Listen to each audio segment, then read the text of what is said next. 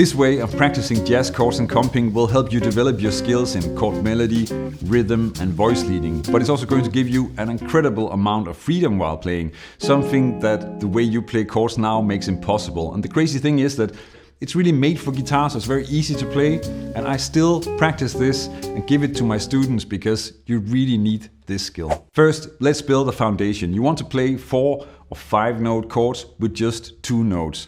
I'm gonna use the first 8 bars of All the Things You Are as an example. Now you need some basic voicings before we get to chord melody and rhythm, and the first step will be these basic shell voicings.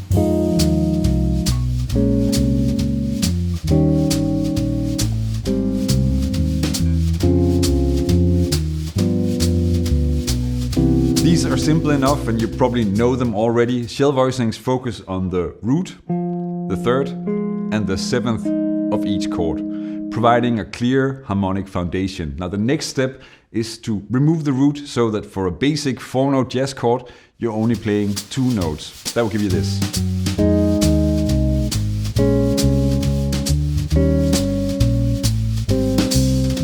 The ultimate goal with playing the chords like this is that when you play these 2 notes, then you can see all the other options around them for adding color and movement to your comping.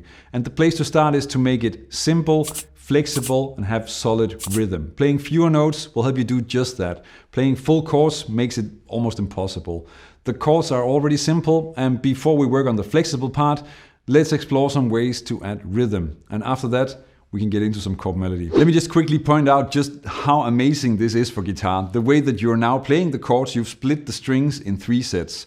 The chords are on the middle set, and then you have bass on the 2 low strings, plus 2 strings on top to add melody and color. Now you're splitting the guitar into natural groups and using that to make it easier to play chords. I'm sure you've tried comping only to have it become lifeless and boring.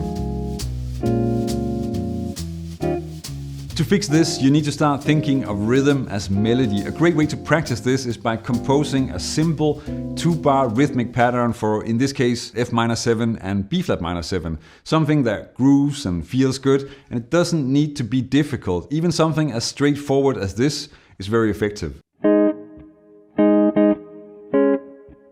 And now try to take this rhythm through the entire tune as an exercise, just to internalize it.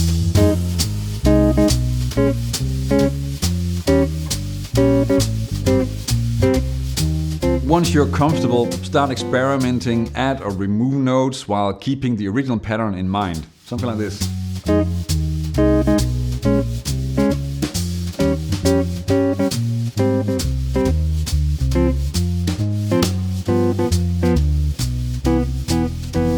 And it's important that you work from what you can hear and develop your internal sense of rhythm. Simply just reading and playing written out rhythms won't really help you if you don't internalize them first. Next, we're gonna dive deeper into syncopation, which is an essential ingredient in making these 2-note chords incredibly flexible. Anticipated chords and syncopation are 2 cornerstones of jazz rhythm, but learning to hear and feel these rhythms naturally can be very challenging. And this exercise, named after Red Garland, the legendary pianist with Miles Davis Quintet, helps internalize these essential rhythmic concepts.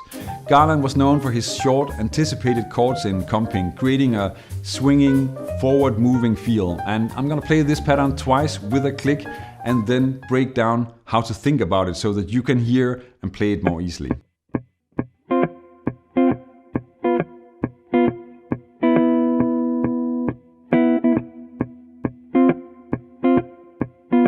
One of the hardest things about playing offbeats is that they can feel disconnected from the groove, and the key to nailing them is subdivision. So what you definitely don't want to do is sit there and count. So if you have to play something on the 2 end that you're counting 1, 2, so you're kind of waiting for beat 2 and then you have to play something afterwards. That's not how the music works. So instead, for the exercise, that means that I'm playing or thinking this rhythm and then just playing the exercise. Ba-do-ga, ba-do-ga, ba-do-ga. Ba-do-ga, ba-do-ga.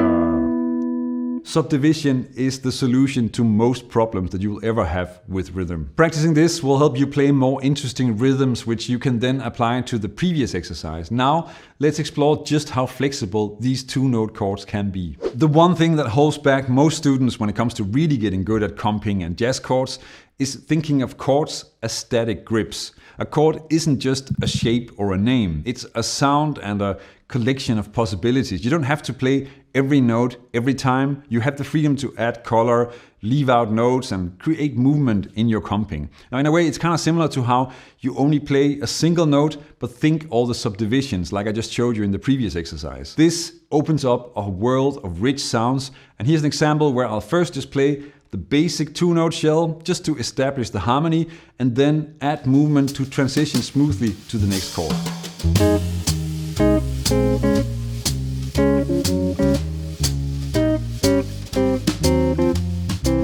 So I'm starting with this basic F-7 voicing.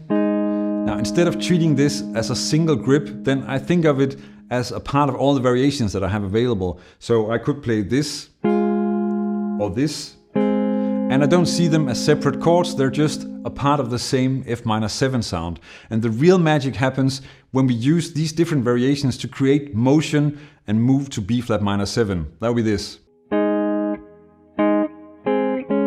This is a great way to get that transition. Now on B-7, you also have more options.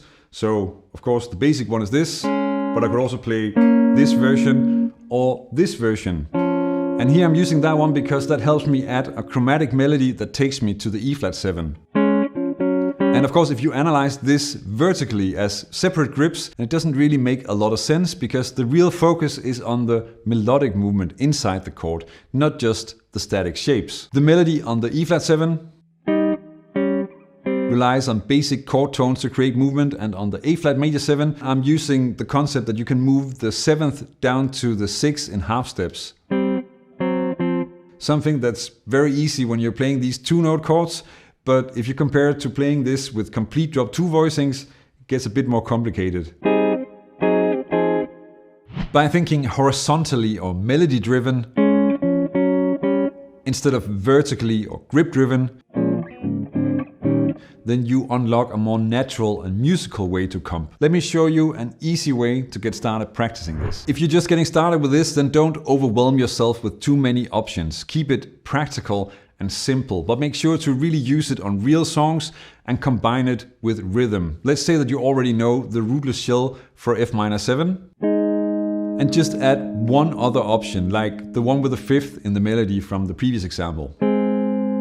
With this, you already have several ways to connect to the B-7. And remember that it's very easy to play compared to the complete chord inversions like drop 2, and it also doesn't sound as heavy. Now, another option using anticipation could be something like this. Or maybe a version that's a bit more active. And starting here is already giving you a lot of options, and the same is of course true for the B-7.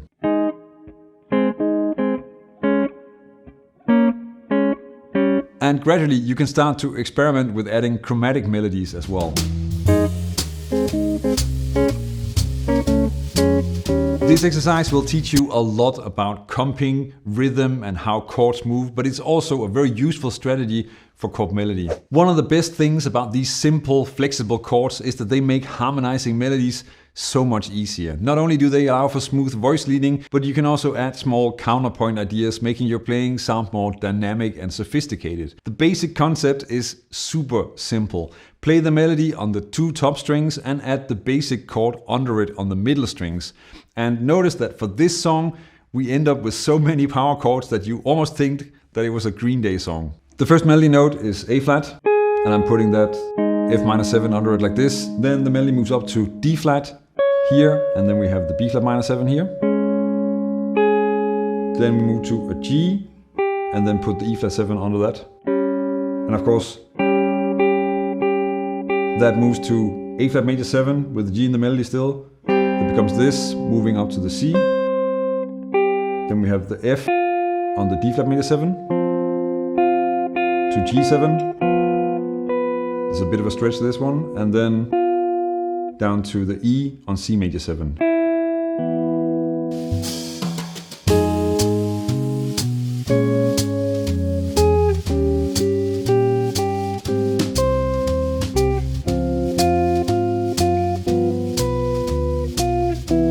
Like this, you have the basic harmony that works for the melody. And of course, if you want to play this as a solo guitar performance, then you can add bass notes under it, even if that is maybe a little bit more demanding technically.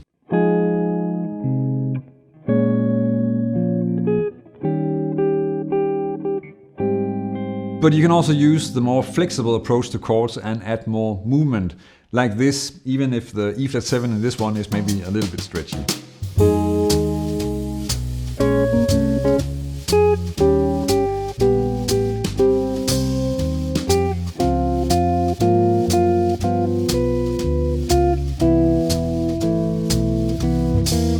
Limiting the number of notes that you play makes it easier to develop your rhythm and flexibility with the chords. And this is true for soloing as well. If you want to improve your phrasing and play stronger lines, then starting with triads instead of seventh chords or full scales can really speed up that process. And that is exactly what I explore in this video on an exercise that I first ignored because I was getting it completely wrong. But you don't need to make that mistake. Check it out, learn jazz, make music.